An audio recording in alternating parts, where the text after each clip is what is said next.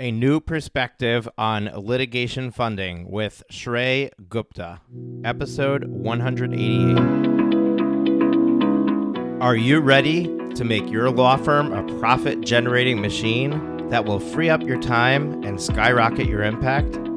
With more than 2 decades of business growth experience and having proven that you can be successful while prioritizing your family and your impact, introducing the Profit with Law podcast. I am your host, the creator of the Firm Differentiator 10X Effect, Moshe Amsel. Well, hello and welcome to another guest interview here on the Profit with Law podcast. I'm your host, Moshe Amsel, and today I have a unique guest for you because our guest hails from India. So for our international audience, you're in for a treat because you have somebody on your end of the world. But for my local audience, the reason that I'm excited about this is because every country has different nuances that happen in law. And it's always insightful to see what it's like, how it runs somewhere else. And sometimes you can see that there are things that we used to do 10 years ago that another country's doing now. And you can kind of project what's going to happen because of what we've already went through. And sometimes we run into a country that's ahead of us. And we can see where the future goes if we look at how they are innovating in a way that we are not. So it's always interesting to have these conversations with people who are non-US based to really understand what's going on. One of the things that I have the opportunity of having is in my coaching programs. We have an attorney from Australia, we have an attorney from the UK, and at our Law Firm Growth Summit, we attracted people from over 30 countries all across the entire world, and it's just inspiring and humbling to know that, number one, we have that level of touch and outreach, but number two, that it doesn't matter where you are, wherever you are, the fundamentals of running a business is the same. And therefore, the message that we have and the information that we have to share is relevant no matter where you're practicing law. Now, one thing that legal has that is unique is that you are very much controlled by the governing bodies around you that tell you how you can behave and how you can practice. So you always need to approach your business plan, your business model with that in mind and understanding what you're allowed to do and what you're not allowed to do.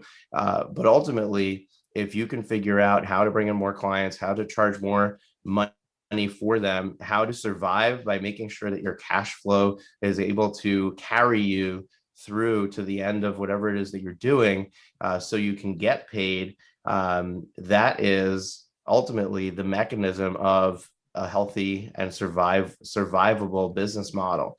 So that's why I'm excited for our guest today, who I'm going to introduce in just a moment.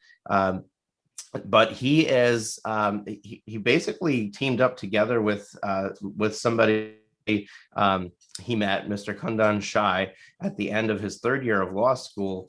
And he had a vision of how people can access money at fair terms that would transform lives. And they worked together since then to launch litigation funding in India under a company called LegalPay. So my guest today is Shrey Gupta, and Shrey is the head of growth at LegalPay. And I'm super excited to have him on the show. And I'm going to bring him on in just a moment. But before that, I'm just going to take take a moment to hear a word from some of our sponsors. Let me share an exciting tool that I recently came across that is a game changer for law firms that bill hourly or by the project, otherwise known as flat fee billing. The 2020 Legal Trends Report published by Clio rates how important various items are in a client choosing your firm. You may be surprised to know that the third most important decision factor for someone choosing a lawyer is the ability to pay with a payment plan. The challenge that law firm owners face is the risk of a client not making good on that payment plan. Most attorneys don't offer payment plans because of that. The problem is now solved with LawFunder. LawFunder allows you to easily add a payment option to all your client invoices and retainer replenishment requests that does not require credit checks, applications, or any other complex process. The client's able to use their existing credit cards, allowing them to earn points and miles, access credit card specials on interest rates, and any other tools they use to manage their cash. When I saw this tool, I was blown away. Most importantly, it removes all the risk from the law firm and makes an easy and painless process to the payment process.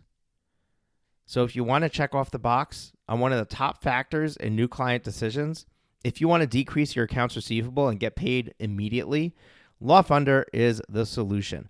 Go to lawfunder.com. That's lawfundar.com/profitwithlaw to learn more. No buzzwords, no jargon, no BS, just results to make your law firm grow. That's Legalese Marketing. Legalese Marketing is a full-service marketing agency for lawyers by legal experts and digital advertising specialists. Their goal?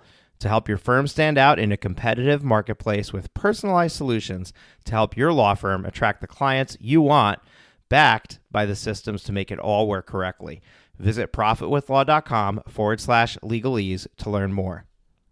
This podcast episode is sponsored by Noda, powered by M&T Bank. You went to law school to be a lawyer, not an accountant. Take advantage of Noda, a no-cost IOLTA management tool that helps solo and small law firms track client funds down to the penny. Enjoy peace of mind with one-click reconciliation, automated transaction alerts, and real-time bank data. Visit trustnoda.com to learn more. Terms and conditions may apply. Shrey, welcome to the show. Hi, Moshe. Thank you so much for inviting me. Very happy to be here. So what people don't know is that this is the second time we're doing this recording, and we had a little technical snafu behind the scenes, and accidentally the first recording got deleted, which is embarrassing to admit publicly, but I don't want people to think that we're perfect. We're humans too, and we have things that come up and happen. The reason I'm mentioning it is because I want to publicly thank you for taking the time to come back and do this interview again. I think that it speaks volumes to your soul and how giving you are, because you really have no motivation for having this conversation with me on this podcast. We're not in your target market. We're not giving you exposure to new potential customers, on this show. So you're truly here with just the thought that something that you share or something that we talk about might be able to help somebody else. And for that, I want to commend you and thank you for coming on the show. If you could take a moment and just give us some background, give us some backstory as to, how you got into law, and a little bit about what you do at LegalPay. Yeah, sure, Moshe. So I joined law school in the year 2014. So back then in India, you usually do engineering or medicine after finishing your school.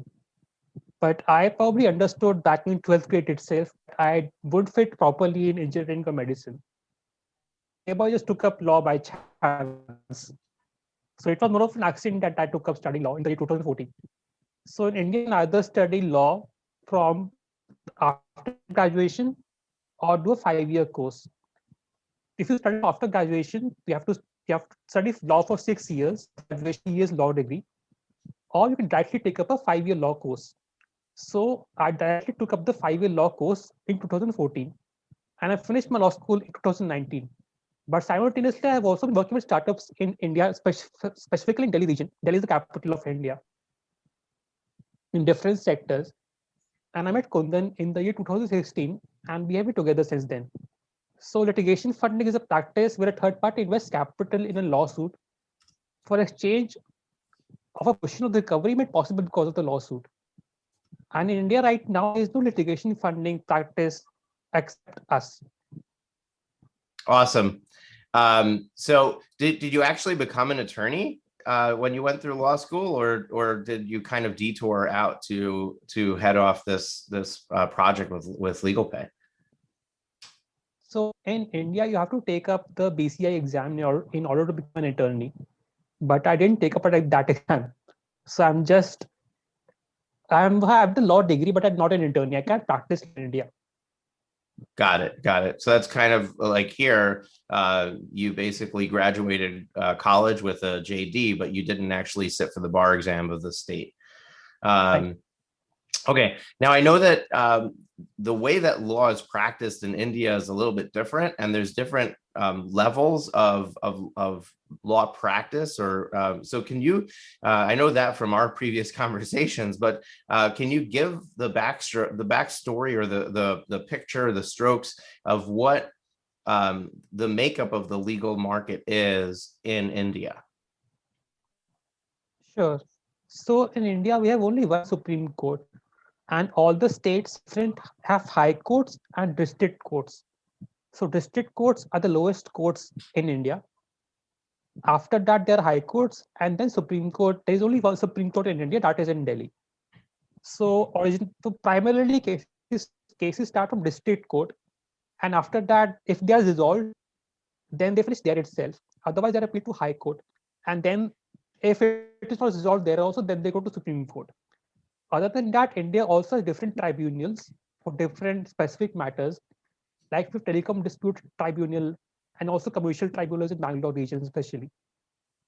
So tribunals work on a more speedy manner and resolve disputes faster than traditional court mechanism.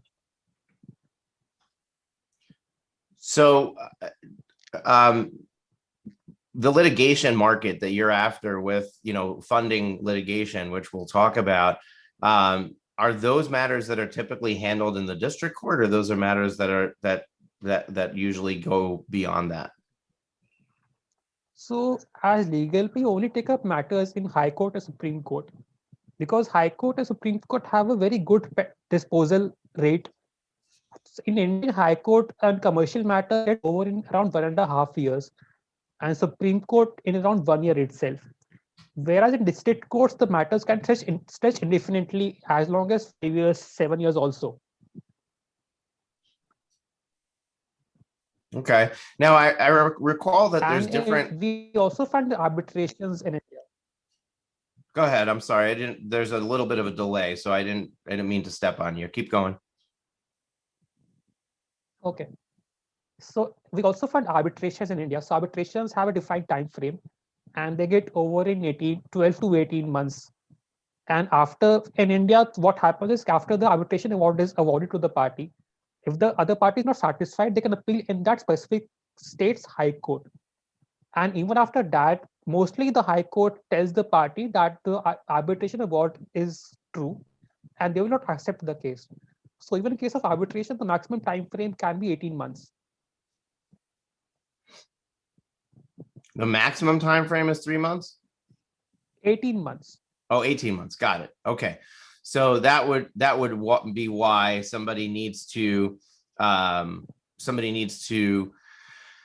have funding for this, because how many cases can you carry waiting 18 months until you get paid for it, right? Is this here in the US, like personal injury type matters have contingency fees where basically you're charging a percentage of the amount that's collected at the end? Is that typically what we're referring to here? And so in India, contingency fee is barred by Bar Council of India. So lawyers cannot share their fee and the end proceed value of that particular case. But a third party can enter in such an arrangement. So as third party funders, we share proceed value with the litigating party. I couldn't imagine what things would look like here if you weren't allowed to have contingency fees. It's such an inherent part of certain aspects of legal practice. It's not, it's only in personal injury and certain insurance claims and things like that. But the entire way that it's run is structured around this, this idea that you can get the contingent amount. So it's just an eye opener to see that it's possible that the governing body could get rid of that with one simple guideline, one simple ruling. Very interesting. So before we get into the litigation funding, you had shared with me that there's different types of law firms, and like there's only a small amount of the large law firms in India. Can you give me the lay of the land with the law firms themselves in India, and then which ones are the ones that you're primarily dealing with the litigation funding? Sure. So I'll just start by giving some market figures. So in India, there are around 20 lakh lawyers practicing in India who are licensed by Bar Council of India to practice different courts. A large majority of them practice only in district courts because most of them do not have adequate skill level to practice in high court. And also high courts only have English as a medium to practice. District courts practice in regional language also. So if we talk about high courts and Supreme Court, so only around 10,000 lawyers practice in those courts in India. And talking about law firms, so there are about 1,000 to 2,000 odd law firms in India, proper law firms, 2,000 maximum law firms in India, which are practicing different parts of India. And even if I intersect law firms also, then we can intersect that full service law firms and boutique law firms. So full service law firms offer all types of services. They have very big teams, 100 lawyers, 200 lawyers working with them. And they offer services in all domains: intellectual property, property laws, business, breach of contract, etc., etc. Whereas boutique law firms work on a specific area of law only, and they have very small teams. Like, for example, a boutique law firm can work only in intellectual property laws and have a very small team of two to three lawyers working in that firm. As for us, we mostly work with boutique law firms in metro cities of India, that is Delhi, Bombay, Bangalore, Kolkata, and also tier one law firms which are practicing across India. So tier one law firms will include 20 law firms in India at max. So these law firms are very well reputed and have large number of people working under them. More than 500 lawyers working in each of the top 20 tier one law firms. Got it. Okay, so what is the litigation funding? What is the purpose of it, and who exactly is the recipient of the funding? Is it the client, or is it the law firm? In other words, who's on the hook to pay it back? Okay. So litigation funding benefits everyone in the ecosystem from my perspective. It benefits the litigants, it benefits the lawyers, and it also benefits us in multiple ways. So litigants, if they have a case which is in High Court or Supreme Court or in arbitration, and it qualifies in our own investment thesis, then they refer the case to us. We do our own underwriting, see if the case is winnable or not. And if you're satisfied, we then drop a funding agreement which contains the terms and agreements of a funding that case with the litigant party and his counsel. And after that, we start funding that entire case. So in that particular arrangement, the litigant does not have to pay anything to the lawyer for the entire duration of the case. So if I understand this correctly, you're the one taking all the risk. You're taking 100% of the risk of the outcome of this case. If the outcome is not in favor of the litigant and therefore no proceeds are received, you're essentially out the funds for that case. Yeah, then we also get nothing in that case. If the case is not won at the end, we get nothing in that case. It is not recourse investment. So it's very interesting because essentially, is this contingency? In other words, you charging a percentage of the proceeds of the case? Yeah, this is because in India, third party can take contingent fees, a lawyer cannot. But you can. Yeah, we are third parties, so we can. Let me share an exciting tool that I recently came across that is a game changer for law firms that bill hourly or by the project, otherwise known as flat fee billing. The 2020 Legal Trends Report published by Clio rates how important various items are in a client choosing your firm. You may be surprised to know that the third most important decision factor for someone choosing a lawyer is the ability to pay with a payment plan. The challenge that law firm owners face is the risk of a client not making good on that payment plan. Most attorneys don't offer payment plans because of that. The problem is now solved with LawFunder. LawFunder allows you to easily add a payment option to all your client invoices and retainer replenishment requests that does not require credit checks, applications, or any other complex process. The client's able to use their existing credit cards, allowing them to earn points and miles, access credit card specials on interest rates, and any other tools they use to manage their cash. When I saw this tool, I was blown away. Most importantly, it removes all the risk from the law firm and makes an easy and painless process to the payment process. So if you want to check off the box on one of the top factors in new client decisions, if you want to decrease your accounts receivable and get paid immediately, LawFunder is the solution. Go to lawfunder.com. That's lawfundar.com/profitwithlaw to learn more. No buzzwords, no jargon, no BS, just results to make your law firm grow. That's Legalese Marketing. Legalese Marketing is a full-service marketing agency for lawyers by legal experts and digital advertising specialists. Their goal? To help your firm stand out in a competitive marketplace with personalized solutions to help your law firm attract the clients you want, backed by the systems to make it all work correctly. Visit profitwithlaw.com/legalese to learn more. This podcast episode is sponsored by Noda, powered by M&T Bank. You went to law school to be a lawyer, not an accountant. Take advantage of Noda, a no-cost IOLTA management tool that helps solo and small law firms track client funds down to the penny. Enjoy peace of mind with one-click reconciliation, automated transaction alerts, and real-time bank data. Visit trustnoda.com to learn more. Terms and conditions may apply. Very interesting. So this is like a third-party contingency fee where you're moving the benefit of contingency from the lawyer that we have here to a third party, but you're also removing the risk. So essentially, if we think about it, when lawyers here with personal injury practice contingency fees, essentially they're wearing two hats. They're a lawyer and they're also a bank for the client. And they're assuming all the risk, because if they don't win the case, then all of the work they've done, they're not going to get paid for. What you're doing is you're separating the bank piece and you're saying, you just practice law and you send us your bill, we're going to pay it, and we're going to be sitting over here and we're going to fund this and we're going to assume all the risk of that funding, but we're also going to do we're going to be the ones to benefit if the outcome is good, because we're going to essentially get a percentage of that outcome, which hopefully will be in excess of the amount of money that we laid out for the fees. Correct? Right. Correct.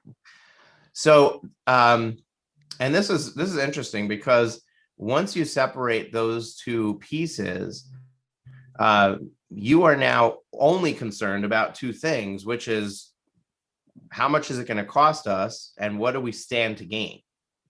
Right? Right.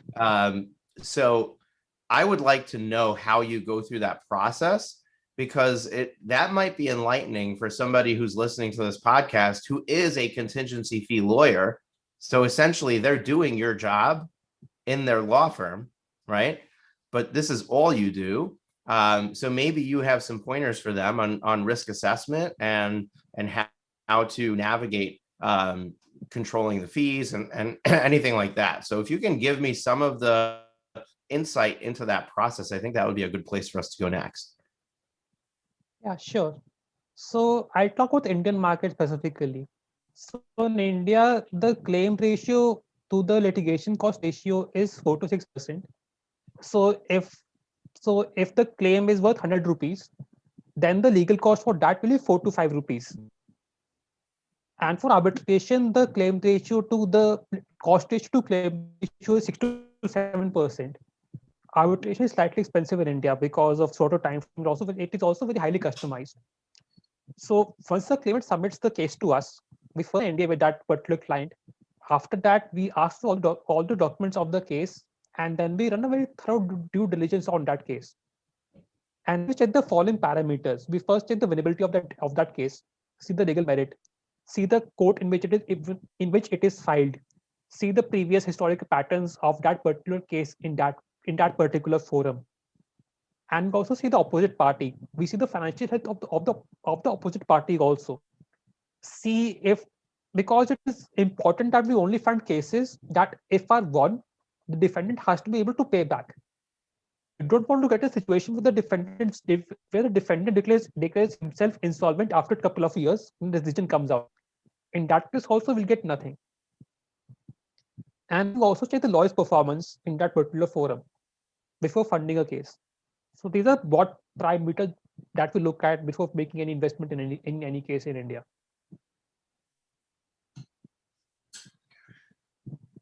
So how do you go about assessing the risk? I mean, I guess on the one hand, you have to have a full understanding of the legal matter, right? So that's the first step, is you have to believe that this litigant has a very high chance of success, right? So what's the process you use to determine that at the front end, when maybe you don't have all the information at that point? Right. So in India, all the High Court, Supreme Court publish all the case details on their online websites. All the historical data is very easily available in India of all particular cases in all High Courts and Supreme Court. Apart from that, we also have some search engines like SAC Online and Manupatra, which have all case details, and lawyers use them to research on particular cases while litigating or in arbitration before during fight litigating them. So when we get the case, we first see the facts of the case and see if such facts have occurred in previous cases also in that court. Similar facts, not exactly the same, but similar facts. And then we see what has happened in those previous cases. What was the damage awarded? How much time did it take? And then on the basis of that analysis, we then give a certain points to that case that we have received. And those points are what determine your decision. In other words, there's a certain range that you're willing to fund, and then if it's below that range, it's a no. No, because legal merit is not the only factor that we take while funding any case. For us, the important factor also is the financial health opposite party. Because if they become insolvent, then we'll get nothing.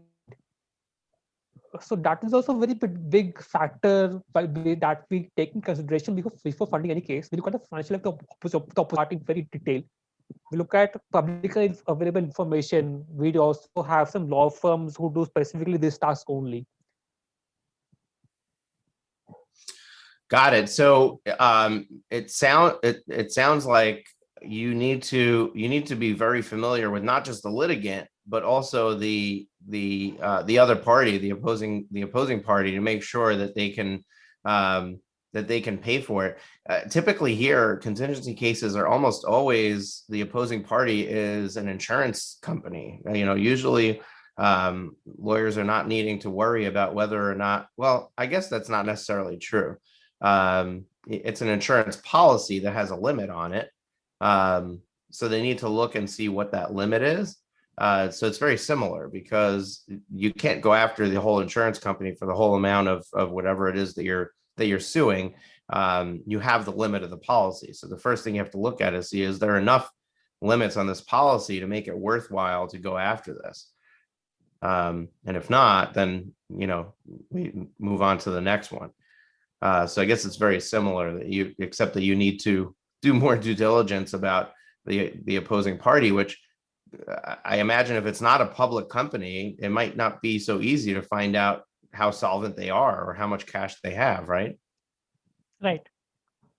So right now we only disputes between two companies in India. So that is why a third due diligence, we also need to check the opposite party financial health also in very detail. How do you access that information? Is that public information? Yeah, most of it public information. If the company is small, then we also have other ways of looking at information from insider sources. Now you have me intrigued. What do you mean by insider sources? You track down an employee and you see if they're willing to share with you information that's confidential? No, financial health is not confidential to a lot of extent because we don't need the specifics. We only need to know if the company will remain solvent for some more time. Mm-hmm. Okay, so you're looking at length of time in business and things like that to kind of make that determination, assuming that if somebody's been in business long enough, they've managed to stay solvent somehow, and they're likely to be there, right? So very interesting. Okay. All right, so we covered the risk assessment from the legal side and from looking at the other party to make sure that they're solvent. So then the next question is how do you look at the financial side of it? How do you measure the exposure for legal fees versus what you expect is the potential for income coming in from it? Okay. So we either fund in early stage cases or late stage cases. So late stage case gets resolved in a time span of 9 to 12 months, and early stage case gets resolved in 24 to 36 months. So when we fund any early stage case, we take a bigger cut out of the proceed value, which can go as high as 35 to 40%. But while funding late stage cases, we are not able to negotiate for that higher cut in the proceed value, and we have to settle for 25 to 30% in that case. And also in India, the litigation cost to the claim ratio is 4 to 5%, which is why this entire structure is very workable for us. So even if, so suppose we invest in 50 cases and we only win 25 out of them, even in that case, our capital will triple itself.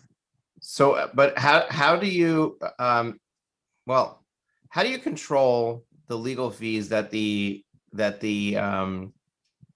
law firm is sending your way? If they know that they have basically a blank check from you to pay everything that they're going to send you, what's to stop them from running up the legal fees, and just spending a lot of time on this matter that may not be necessary? So when we agree to fund any case in India, we have a funding agreement which contains all the terms and conditions of us paying lawyer or law firm for that particular case. So that agreement also contains a specific amount that we are going to pay to the law firm in the entire case. If the law firm wants to charge us more, then we negotiate on the cut that we are taking in that particular case. So, but the funding agreement, I'm assuming, sets the rate that they're going to charge, right?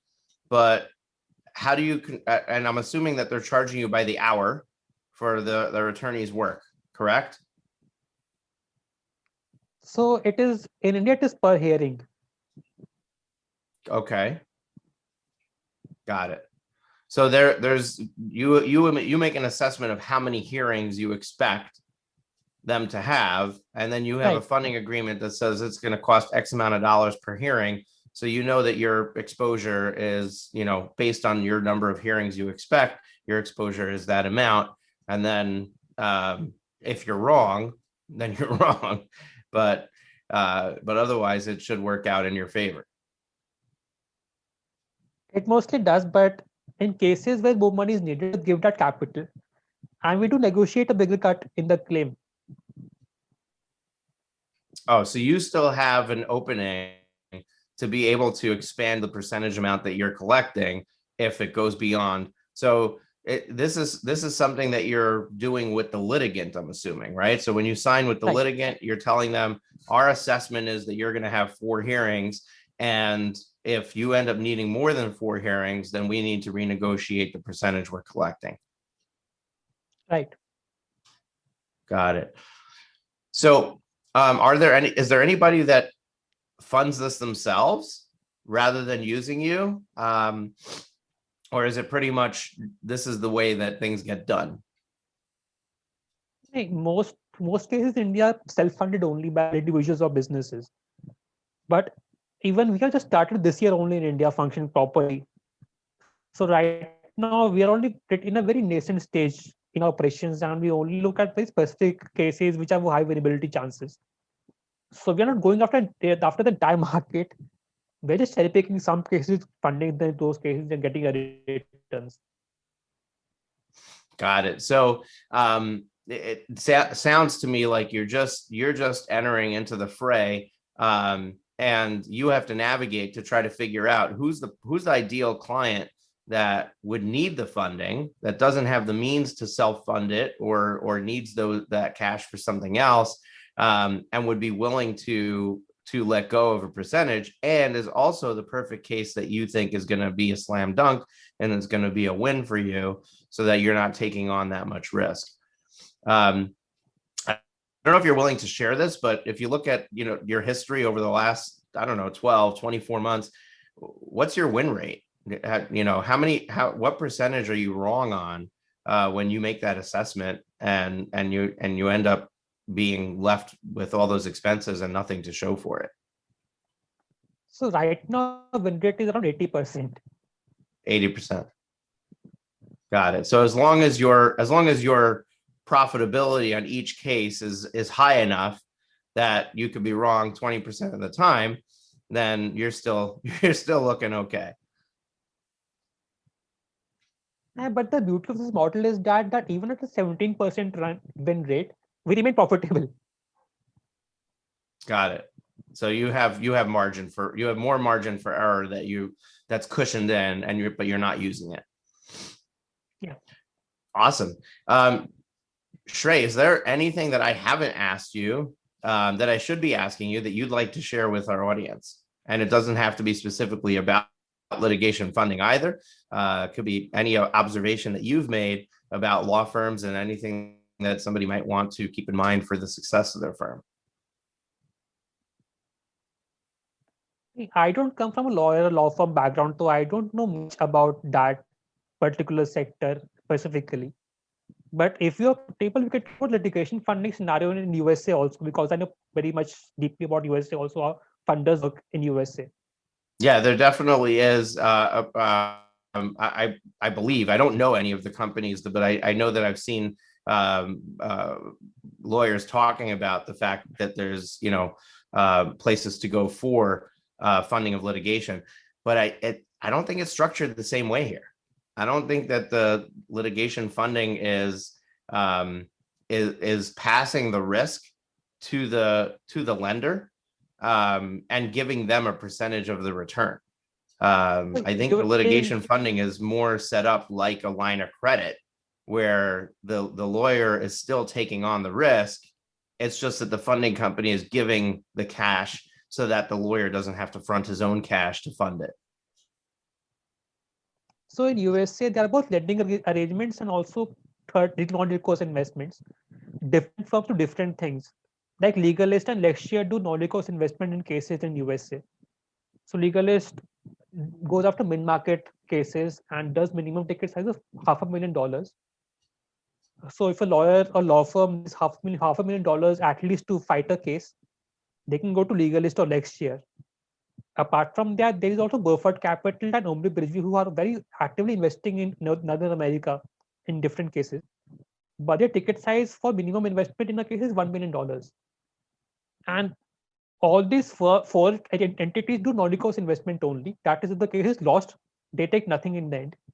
But apart from these four entities, there are also a lot of other entities which give a credit line to the lawyers while during the duration of the case. So these companies are here in the US, you're saying? Yeah. So are you following their model, or are they following your model, or you have nothing? You just happen to both be in the same line of business? So our model is buyout from Legalist and Lexia predominantly. Got it. And where do you get the capital to fund all these cases? So like all this, we see litigation investment as an alternative investment class in India. Mm-hmm. Even globally, also interest rates are falling across all different investment classes, and people looking for newer ways to grow their capital. So in India, we open this investment asset class to HNIs in India, though they primarily invest in cases through us. Interesting. So if I want to get involved as an investor, I can contact you and park some money with LegalPay and get a return off of that. Right. Cool. Good to know. That would definitely be diversification from where my assets are right now. That's for sure. Okay, Shrey, this was a great conversation. I do appreciate you coming back, and it's eye-opening for sure. That I hope that people were able to take something away from this, but I've had fun having this conversation with you twice. It's been different each time, so I hope that we covered at least most of the talking points that we covered the last time, so we didn't lose anything in the fact that we lost the initial recording. But we're definitely going to keep in touch, and I'd like to watch you grow and see what happens with LegalPay, and if you ever move beyond India, and it's exciting to see a company that's finding a solution for something in the market. I mean, an example here of the company that's finding a solution. We have one of our podcast sponsors is LawFunder. And LawFunder is a company that has found a way to allow an attorney to provide a payment plan for their clients. This is not for litigation or contingency funding, but this is for somebody who's paying their invoices or who's paying a flat fee for their engagement. And they allow them to make a payment plan where the attorney is passing the risk to LawFunder. And actually, the way that they have it designed, LawFunder is not even taking the risk. It's the credit card company that's taking the risk, right? So essentially, the way it works is the amount of the transaction ties up that amount of the credit line of the credit card, but they only process 1/4 of it, right? So then, Okay. and then when they process the next 25%, they release that much of the line back. So essentially, the risk is not, nobody's taking the risk. It's the credit card company that has that line of credit for the client that's taking the risk, and it allows the attorney to collect their fee up front. And it allows the client to be able to pay with a credit card where they might be earning cash back or points or have some low interest rate promotion that they can use, and allows them to spread it out into those 4 payments to make it easier to digest those charges as they come in. So that's a similar example where a company is finding a solution to help an attorney run a better practice in helping improve the cash flow, and helping you get new clients that wouldn't otherwise be able to proceed with their legal matter because they couldn't afford it. So it makes it affordable, and it removes the risk from the attorney in providing that affordability. And I think that's where we need to be. There's a great space there for people who find the right solution to be able to serve the law firm industry. And you guys are doing that in India. LawFunder is doing that here. And I'm super excited about what I'm seeing, because I think that's, access to justice, being able to have anybody who needs to be represented, to be able to have access and not be limited by their ability to pay for it, is extremely important. And I think that the more solutions we find for this, the better our legal system will get. So, Shrey, thank you so much for joining me. It's been a pleasure having you. Do you want to leave any sort of contact information if somebody wants to get in touch with you? Yeah, sure. Thanks, Moshe. So people can write to me at my email. My email is shrey@legalpay.in. It is spelled as SHREY